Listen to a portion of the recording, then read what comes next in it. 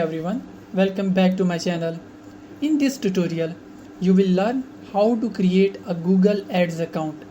First, open your browser and type Google Ads in search bar. Click on the official Google Ads link and then click Start Now. You will see a pop-up asking you to create a campaign or enter your business information.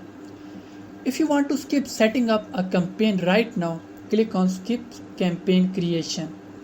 Next, select your country. If you are in the US, you may be asked to enter your phone number. Otherwise, you can skip that step too. Then click Submit. Congratulations, your Google Ads account has been created. Now you are ready to create campaign or manage any kind of advertising you want through Google Ads. So that's it for today. If you have found this video informative, please don't forget to like, share and subscribe to our channel for more informative videos. Until next time, goodbye.